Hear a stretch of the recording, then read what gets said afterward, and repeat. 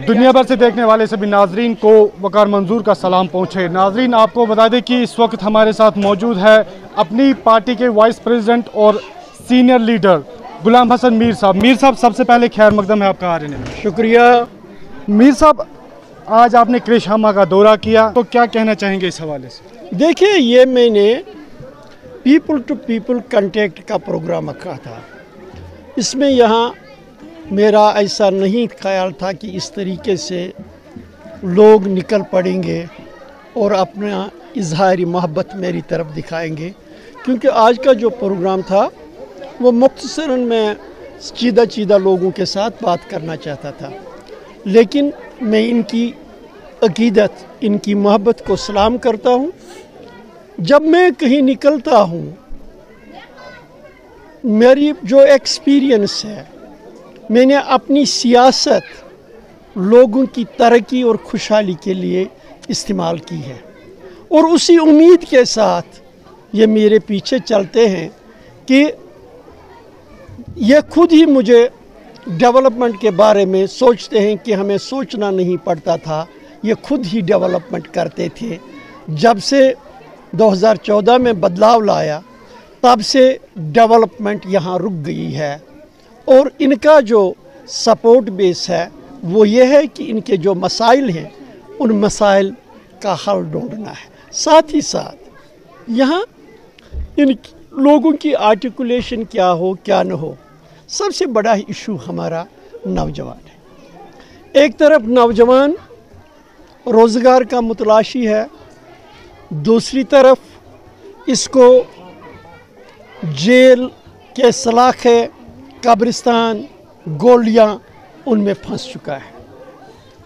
हमारी कोशिश होनी चाहिए कि हमारे नौजवान भी जिस तरह मुल्क की दूसरी रियासतों में सर उठा के चलते हैं, क्या हमारे बच्चों का ये हक नहीं बनता है ये अपनी रोज़ियाँ कमाएं और इज़्ज़त से जिए, सर उठा के जिए। और मैं इनको कहता हूँ, यहाँ के सियासतदानों ने इन नौजवानों का हर वक्त इस्तेसाल किया, कभी ऑटोनॉमी के नाम पे, कभी राय शुमारी के नाम पे, कभी आर्टिकल 370 को बचाने के लिए, कभी आर्टिकल 370 को वापस लाने के लिए वो फर्जी नारे दिए, वो फर्जी बातें की, जिससे हमारे नौजवानों का मुस्तकबल मखदूश हुआ। मैं अपने नौजवानों को ये बताना चाहता हूँ, अगर हम इक़्तिदार में आए, वन टाइम माफ़ी का ऐलान होगा, नए सिरे से शुरुआत करेंगे। Let us forget past, let us start afresh, एक नई ज़िंदगी, अच्छी ज़िंदगी, तामीरी ज़िंदगी। मीर साहब, आप इस बात से बखूबी वाकिफ़ है कि जिस तरह से आप जानते हैं कि हर एक पार्टी ने जो अपना मैनिफेस्टो सामने लाया, लेकिन हर एक पार्टी की तरफ हम जब देखते हैं तो हर एक पार्टी में यही है कि स्टेटहुड बहाल किया जाएगा। उसी तरह से अपनी पार्टी ने भी यही रखा कि स्टेटहुड को बहाल किया जाए। तो आपसे ही जानने की कोशिश करेंगे कि अपनी पार्टी में डिफरेंट क्या है। जब मैं स्टेटहुड की बात करता हूँ, हर कोई चाहता है स्टेटहुड। शायद अपनी पार्टी ही इस वक्त भी इलेक्शन में भी हुकूमत हिंद का तवज्जो इसकी तरफ दिलाते हैं कि ये देखो, यहाँ के लोग इलेक्टोरल प्रोसेस में आए हैं, ये अपने नुमाइंदे चुनने के लिए तैयार हैं, इनसे अपने नुमाइंदों से तवक्कात होंगी। अगर आप स्टेटहुड वापस नहीं करेंगे तो ये इलेक्शन ही बेकार होगा। मैं बज़ोर ये कहता हूँ, अगर हुकूमत हिंद स्टेटहुड वापस नहीं देगी, ये फिर इलेक्शन मजाक होगा। शायद अगर ऐसी बात आएगी तो अपनी पार्टी उसका उस वक्त सोच के फैसला लेगी कि क्या करना चाहिए। जिस तरह से अगर हम बात former chief minister Mehbooba Mufti साहिबा की करेंगे, तो उन्होंने कहा कि बीजेपी अब कामयाब हो गई है। जो लोग कल तक आज़ादी ढूंढते थे, आज वही इलेक्शन मांगते हैं। तो गुलाम हसन मीर अपनी पार्टी इसको कैसे देखिए, नेशनल कॉन्फ्रेंस और पीडीपी का वोट वो कैसे करते हैं? उनका आज भी है, जो कॉमन वोटर है ये बायकॉट करे, ताकि उनके वो चुने पुने कुछ लोग उनको वोट डालें, वो इलेक्ट हो जाए। जब मासेस वोट डालते हैं तो उनको अपना इक़्तिदार खतरे में लगता है। सो दे हैव टू बिलीव।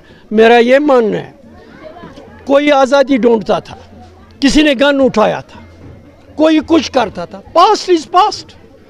अगर वो सारे आ जाते हैं और जम्मू कश्मीर की तरक्की में अपना रोल अदा करना चाहते हैं, वाई नॉट। कोई भी जमात, चाहे जमात इस्लामी हो, पहले क्या कहती थी, अब अगर वो इलेक्शन में हिस्सा लेना चाहती है, जम्मू कश्मीर की तरक्की में अपना रोल अदा करना चाहते हैं, इनको क्यों तकलीफ होती है? क्या ये सिर्फ ठेकेदार बन चुके हैं जम्मू कश्मीर के लोगों की? जिस तरह से अगर मैनिफेस्टो की और एक मैनिफेस्टो को लेकर ही एक और सवाल है कि अगर अपनी पार्टी सत्ता में आती है, उनका जो मैनिफेस्टो है क्या वो इम्प्लीमेंट होगा या नहीं?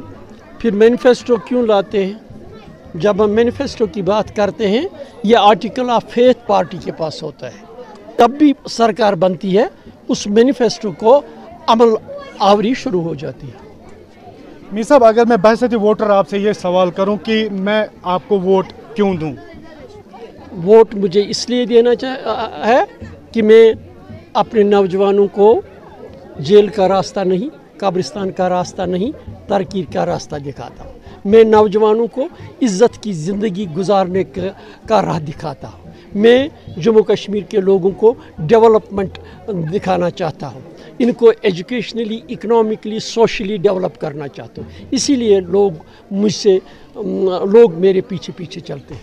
इसका मतलब है कि जिनको हमने इससे पहले वोट दिया है, उन्होंने नौजवानों को जेलों का रास्ता दिखाया? क्यों नहीं दिखाया? जब वो नारे दिए जो कभी अचीव नहीं हुए, तो नौजवानों का जहन परेशान हो गया, तो ये उन अनअचीवेबल नारों को हासिल करने के लिए जेलों में गए, गोलियां खाई। जाहिर सी बात है, कहाँ रायशुमारी, कहाँ ऑटोनॉमी, कहाँ सेल्फ रूल, कहाँ आर्टिकल 370 को बचाना, कहाँ आर्टिकल 370 को वापस लाना? नौजवानों के जहनों को ये परेशान करते हैं।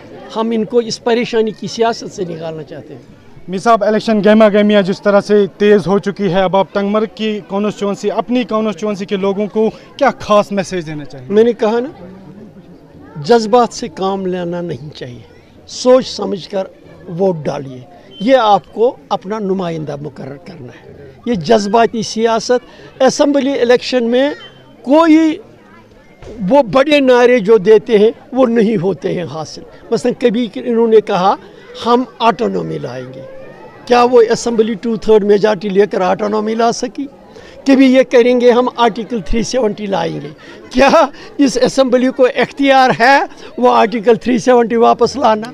ये ऐसे नारे देते हैं जो सही नहीं है। मैं डेवलपमेंट का नारा देता हूँ, तरक्की का नारा देता हूँ, खुशहाली का नारा देता हूँ। मुझे उम्मीद है अब नौजवान बालिग हो गया है, होशियार हो चुका है, अब वो एक्सप्लॉइटेशन बर्दाश्त नहीं करेगा। बहुत बहुत शुक्रिया आपका बात करने के लिए।